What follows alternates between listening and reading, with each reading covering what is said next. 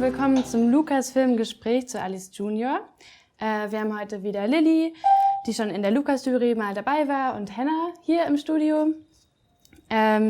Schön, dass ihr da seid. Ich bin Johanna, ich bin Teil des LUCAS-Teams und ich werde mich so ein bisschen zurückhalten im Gespräch, vielleicht ein bisschen helfen mit den Übersetzungen. Wir können dieses Jahr leider nicht im Kino sein für das Filmgespräch, aber wir haben zumindest so die Chance, im Fernsehen zu sein. An der Stelle nochmal Danke an das MOG Rhein-Main hier in Offenbach dafür, dass wir euer Studio nutzen können. Über Zoom zu Gast haben wir Gil Baroni und Emmanuel Rosset. Gil Baroni ist der Regisseur von Als JUNIOR und Emmanuel Rosset spielt den Vater der Protagonistin, Alice. Herzlich willkommen an euch. Hi and welcome at LUCAS to you, Gil Baroni and Emmanuel Rosset. It's really nice to have you here. How are you feeling today? Thank you so much for inviting us to the interview. First of all, thank you, the Young Film Festival, the Young Lovers Film Festival, LUCAS, to invite us. And I'm okay, I'm fine. That's nice. And thank you also for inviting us. It's a wonderful pleasure to be here. Great.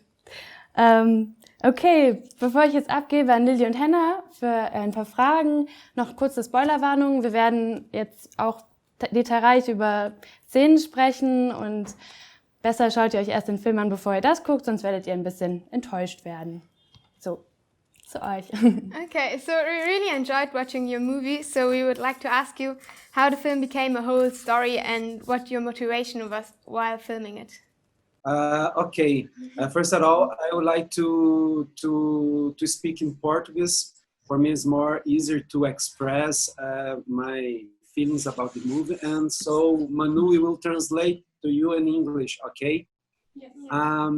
Bem, a ideia inicial começa com o roteirista e criador, que é o Luiz Bertazzo, que queria fazer um filme leve, um filme sobre adolescência, e que tivesse uma protagonista trans, adolescente. Okay, so this is the encounter of his friend Luis Bertazzo, who wrote the movie, and Gil.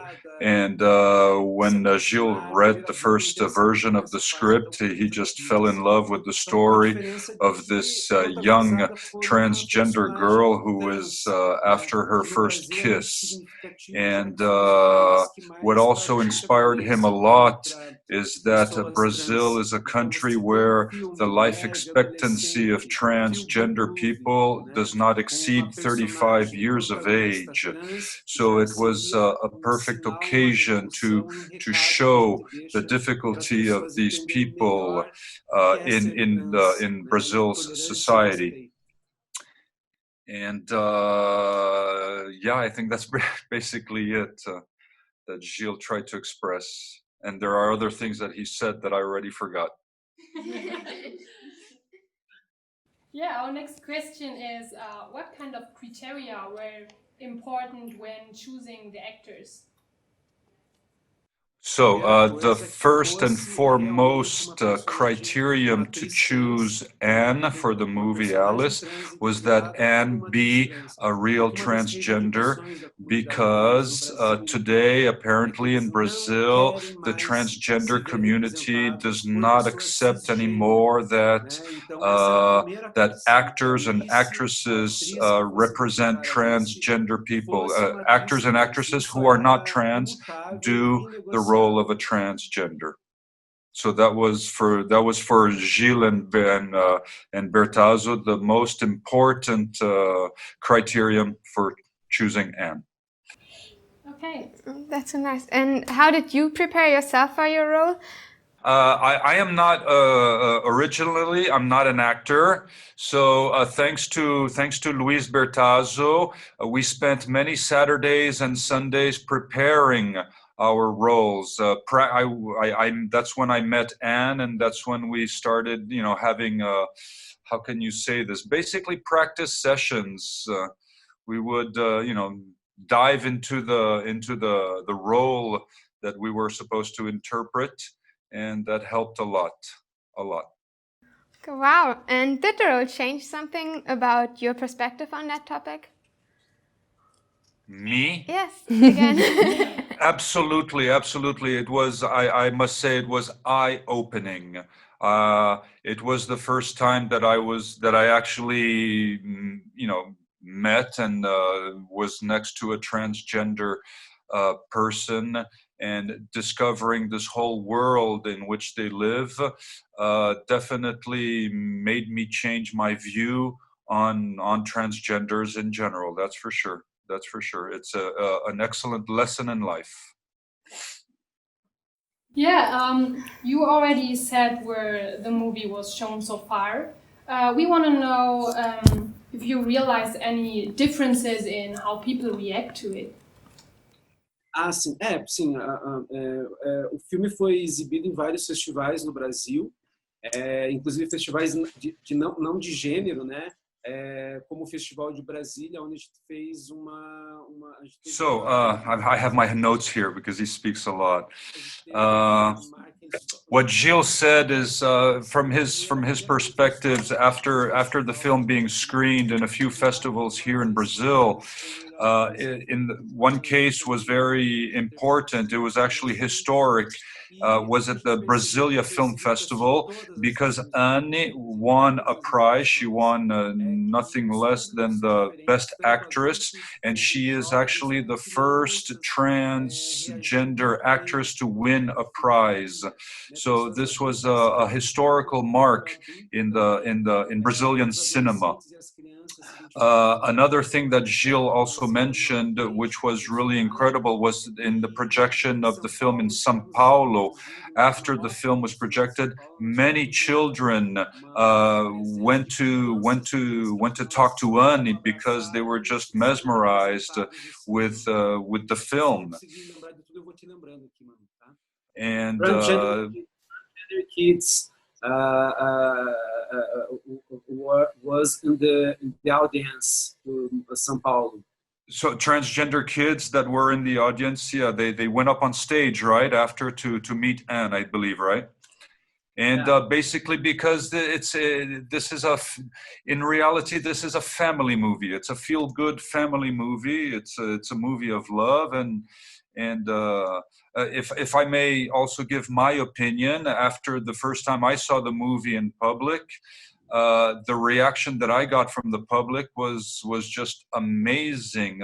Mothers coming to me and saying, "Oh, family, fantastic, fantastic. This is exactly the type of movie that we need." So to see the public's reaction was really incredible. Really, really, really incredible.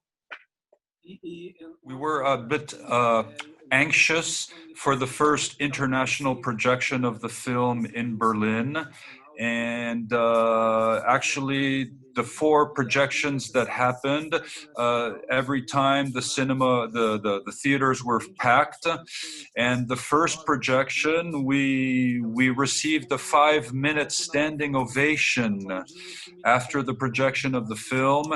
And the wonderful thing was that the variety of the public went from children to adults, and to see how the people embraced the film was really impressive, really impressive. Yeah. Okay, and completely other topic is about the pine cone, because we realized that it often came up during the movie, and so we wondered if it has any special meaning in Brazil or what that was all about.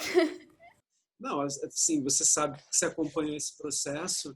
A pinha, na verdade, é uma metáfora. Basically, it's a metaphor to the progress of the film and to the realization of this in search of happiness, in search of this perfume. It's the whole objective for which I, the father, had to bring my daughter to the south of Brazil. And this pine cone, in the south of Brazil, we have a very iconic tree called the araucaria. It only grows in this region of the world, and it gives us a pine that is huge, and from which we can eat most of the pines that are inside, most of the pine cones that are inside. And so it was a natural thing for Gil, who is from this region of Brazil, to use this pine cone as a metaphor, which I already said, to show the beauty of nature, to show, to break also another paradigm of all these laws and rules and bad things, and then to show that something beautiful can come out of nature. Que traz também uma metáfora para a gente compreender melhor que a gente precisa respeitar o todo, a natureza, a gente que faz parte da natureza. É isso. Okay, nice. And one last thing I want to ask is that we read that you've already made several movies dealing with human rights issues, and that you've already made movies amplifying the voices of people who are often not so heard. So we wondered what was your next project or what you're planning to do next.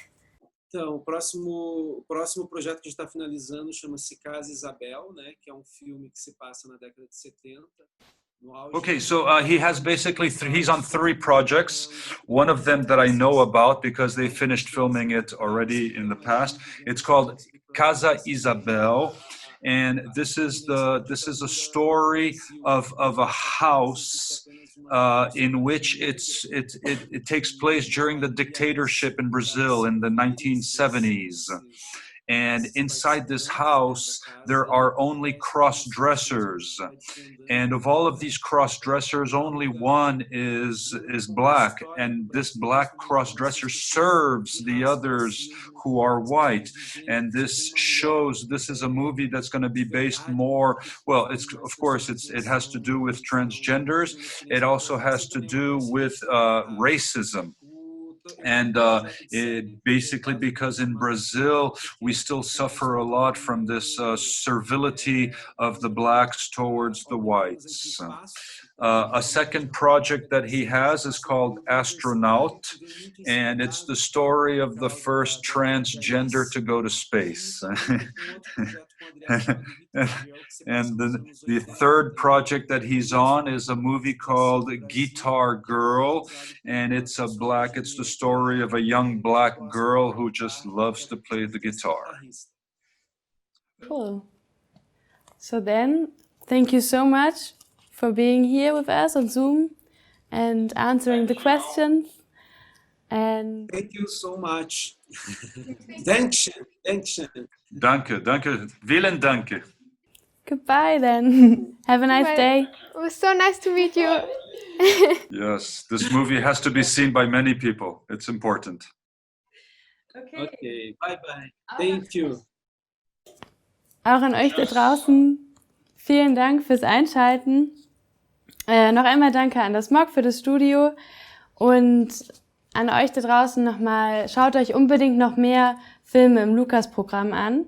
Da gibt es bestimmt noch ein paar interessante Sachen. Die Filme könnt ihr im Kino des DFF in Frankfurt und im Caligari in Wiesbaden sehen und fast den kompletten Wettbewerb deutschlandweit online. Noch bis zum 1.10. läuft LUCAS und am 2. und 4.10. gibt es die Wettbewerbsgewinnfilme im DFF in Frankfurt. Ansonsten schaut euch auch gerne auf unseren Social-Media-Kanälen um. Da gibt es Challenges, wo ihr Tickets gewinnen könnt, und sagt euren LehrerInnen Bescheid, weil es auch ein paar richtig tolle Angebote für Schulklassen gibt. Danke auch nochmal an das ganze LUCAS-Team, auch hinter den Kameras und hinter den Kulissen, und bis bald!